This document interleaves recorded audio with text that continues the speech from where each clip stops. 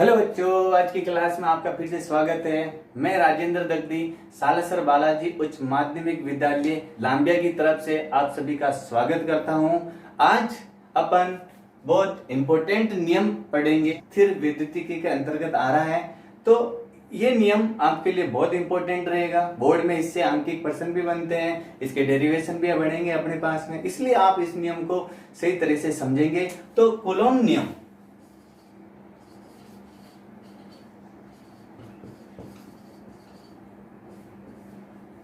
क्या बताता है कि दो स्थिर बिंदु आवेशों के बीच लगने वाला आकर्षण या प्रतिकर्षण बल का मान दोनों आवेशों के गुणनफल के समानुपाती होता है और उनके बीच की दूरी के वर्ग के व्युत्क्रमानुपाती होता है। अर्थात इससे पहले अपन ने पढ़ चुके हैं कि प्लस प्लस या माइनस माइनस यानी समान प्रकृति के आवेशों के बीच हमेशा प्रतिकर्षण होता है और विपरीत प्रकृति के आवेशों के बीच हमेशा आकर्षण होता है। ये प्रतिकर्षण और आकर्षण बल ही विद्युत बल कहलाते हैं।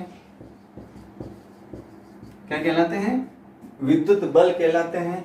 तो कूलॉम नियम के अनुसार भी मैंने बताया कि दो पॉइंट चार्ज लिए जाते हैं। यहाँ पर बिंदु आवेश लिया मैंने, जैसे प्लस का Q1 लिया, एक दूसरा लिया है अपन ने प्लस का Q2, और दोनों को सेंटर बिंदु को एक रेखा के द्वारा मिला दिया, जिससे इनके बीच की दूरी प्राप्त हुई आपको स्मॉल r। ये जो आवेश लिए गए हैं वो पॉइंट चार्ज कहलाते हैं। अब मेन बात आती है कि पॉइंट चार्ज होता क्या है, बिंदु आवेश होता क्या है कि यदि किसी दो आवेशित पिंडों के विमीय मान उनकी बीच की दूरी के मानों की तुलना में नगण्य हो, या फिर आप कह सकते हो यदि दो आवेश जिनके विमीय मान उनकी बीच की दूरी की तुलना में बहुत नगण्य हो, तो वो आवेश बिंदु चार्ज कहलाते हैं।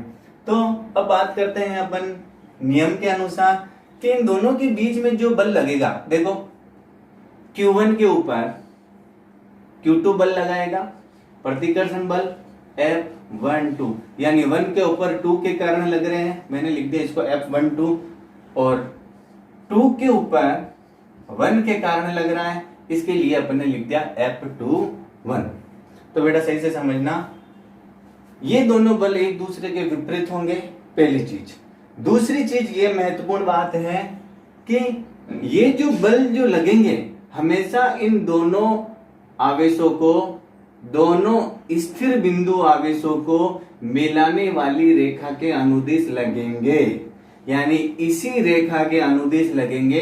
ये नहीं कि इधर लग रहा है या इधर लग रहा है या इधर लग रहा है या इधर लग रहा है, नहीं, हमेशा इन दोनों बिंदु आवेशों को मिलाने वाली रेखा के अनुदिश लगेंगे। ये चीज आपको ध्यान रखनी है। अगर आप परिमाण के तौर पर अगर इन आवेशों को लेना चाहते हैं तो देखो F बराबर, पहले इसको समझ लेते हैं अपन वेक्टर रूप में, कि F12 का जो मान है आपके पास में वो F21 के विपरीत डायरेक्शन में, एक इधर एक उधर है। परिमाण के तौर पर आप लेके चलते हो परिमाण, तो आप लिख सकते हो मोड के अंदर इनको, और मोड में आपको पता है माइनस प्लस हो जाता है, तो मोड के अंदर आप इस प्रकार से इसको प्रदर्शित करते हो। यानी ये दोनों परिमाण में एक दूसरे के क्या होंगे, बराबर होंगे, और इसकी जगह आप क्या लेके सकते हो, F लेके चल सकते हो। तो कूलॉम नियम क्या कहता है कि पहली शर्त यह है कि इनके दोनों बिंदु आवेशों के बीच लगने वाला आकर्षण या प्रतिकर्षण बल का मान दोनों आवेशों के गुणनफल के समानुपाती होता है, दोनों आवेशों के बीच की दूरी के वर्ग के व्युत्क्रमानुपाती होता है। अर्थात आप लिख सकते हो F(Q1 Q2 बटा R²। आपको पता है समानुपाती का निशान जब हटाया जाता है तो एक स्थिरांक लगाते हैं अपन K, तो ये हो जाएगा K Q1 Q2 बटा R²। अब K क्या चीज है? K यहाँ पर आपके पास में समानुपाती स्थिरांक होगा। K क्या होगा? समानुपाती स्थिरांक है। समानुपाती स्थिरांक होगा। इसका मात्रक क्या होगा? देखो मात्रक निकालते हैं इसका अपन। अगर k का मात्रक निकालते हैं तो आर स्क्वायर ऊपर f से मल्टीप्लाई होगा, तो k बराबर हो जाएगा एफ आर स्क्वायर बटा Q1 इंटू Q2। तो बेटा f का मात्रक तो न्यूटन होता है, आर स्क्वायर दूरी का मात्रक मीटर स्क्वायर होता है, ये कूलोम इंटू कूलोम यानी कूलोम का स्क्वायर। और k की निर्भरता, k किस किस पर निर्भर करेगा? माध्यम की प्रकृति वह मापन पद्धति पर, मापन पद्धति पर ये निर्भर करता है। और कूलोम के नियम को व्युत्क्रम वर्ग का नियम भी कहते हैं। ये भी आपको ध्यान रखना है कि एग्जाम में पूछ लेता है कि व्युत्क्रम वर्ग का नियम लिखो, तो वही आपका कूलोम का नियम होगा। दूसरी चीज ये है कि अब बात करते हैं अपन के मानों की, कि एमकेएस पद्धति में समझो। सबसे पहले अपन बात करते हैं एमकेएस पद्धति में। अगर माध्यम आपने लिया है निर्वात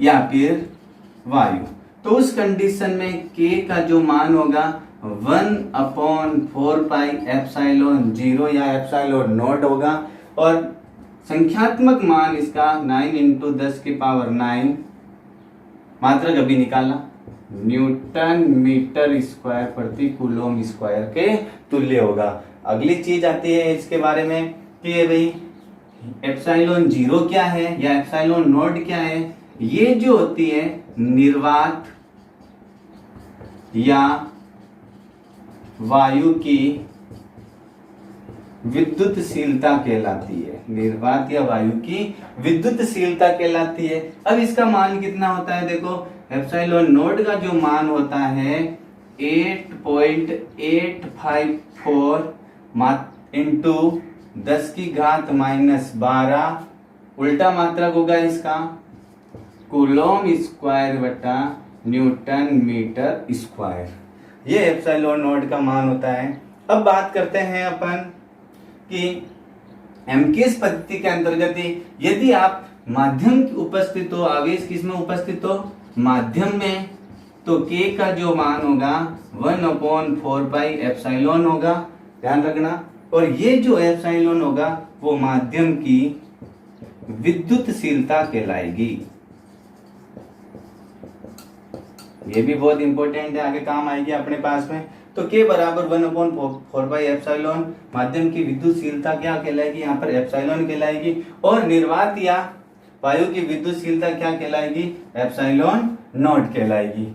ये आपके पास में हो गया एमकेएस पद्धति में मान इसके। अब बात करते हैं अपन इसी के सीजीएस पद्धति में। देखो सीजीएस पद्धति में इसका मान क्या होगा? अगर वायु या निर्वात, बात होगी वही निर्वात या फिर क्या लेंगे माध्यम, पहले अपन वायु, तो सीजीएस पद्धति में k = 1 होगा। न्यूटन की जगह आप क्या लेके चलते हो? डाइन। मीटर की जगह क्या लेके चलते हो? Centimetre square. और कूलम की जगह लेके चलते हो आप स्टेट कूलम, और इस पूरे का होल स्क्वायर। ये आपके पास में सीजीएस पद्धति में इसका मान होगा। अब अपन देखते हैं कि एप्सिलॉन नॉट की विमा क्या होगी। देखो एग्जाम में ये भी पूछा जाता है सवाल कि एप्सिलॉन नॉट की विमा क्या होगी। देखो एप्सिलॉन नॉट की विमा अपन ज्ञात करते हैं, तो इसके लिए फॉर्मूला आपके पास मात्रक क्या आया था? देखो एप्सिलॉन नॉट का coulomb square Newton metre square, ये आया था। कूलोम की विमा आपको पता होनी चाहिए कि A इंटू टी का होल स्क्वायर होता है। न्यूटन की विमा आपको पता होनी चाहिए m1 L1 T-2 होती है। और मीटर आपके पास में हो गया L स्क्वायर हो गया। तो बेटा देखो इसके अंदर क्या सूत्र बना, m1 ऊपर जाएगा तो m-1, L1 और L2, L3 हो गया, ऊपर जाएगा तो L-3, T-2 और T स्क्वायर। देखो ऊपर स्क्वायर ये माइनस का है तो ऊपर जाएगा प्लस का हो जाएगा, तो ये बनेगा T4 और A स्क्वायर। ये आपके पास में एप्सिलॉन नॉट की विमा होगी। अब अपन पढ़ते हैं एक कूलोम की परिभाषा। कि कूलॉम की परिभाषा क्या होती है। देखो आपने पढ़ा F बराबर के Q1 Q2 बटा R स्क्वायर, और K का मान आपको पता है 9 इंटू 10 की पावर 9 होता है आपके पास में। तो बेटा देखो अगर Q1 बराबर Q2 बराबर 1 कूलॉम है, R बराबर 1 मीटर है, तो ये भी 1 है, ये भी 1 है, तो F किसके बराबर हो जाएगा 9 इंटू 10 की पावर 9 न्यूटन के बराबर हो जाएगा। अब परिभाषा क्या होगी, यदि निर्वात या वायु में 1 मीटर की दूरी पर दो समान आवेश, समान परिमाण के आवेश स्थित हो तो उनके बीच लगने वाले बल का मान 9 इंटू 10 की पावर 9 न्यूटन हो, तो उस स्थिति में उन आवेशों का जो मान होगा वो 1 कूलॉम के तुल्य होगा। ये आपके पास में 1 कूलॉम की परिभाषा आ गई। 1 कूलॉम की परिभाषा क्या होगी वापस समझना, निर्वात या वायु में 1 मीटर की दूरी पर समान परिमाण के आवेश स्थित हो तो उनके बीच लगने वाला आकर्षण या प्रतिकर्षण बल का मान 9 इंटू 10 की पावर 9 न्यूटन होगा। उस स्थिति में दोनों आवेशों का परिमाण 1 कूलॉम के बराबर होगा। ये आपके पास में 1 कूलॉम की परिभाषा। अब बात करते हैं अपन डाइलेक्ट्रिक कांस्टेंट की, जो परावैद्युतांक हिंदी में इसको कहते हैं। अब बात इसमें महत्वपूर्ण बात ये आती है कि यदि आवेश किसी निर्वात या वायु के, इसमें महत्वपूर्ण बात ये है कि यदि आवेश निर्वात या वायु में स्थित है, उस स्थिति में उनके मध्य लगने वाले बल, विद्युत बल का मान सर्वाधिक होता है। ये पहला पॉइंट। दूसरा पॉइंट आता है कि यदि वही आवेश सुचालक माध्यम में स्थित होते हैं तो उनके मध्य विद्युत बल का मान हमेशा शून्य होता है।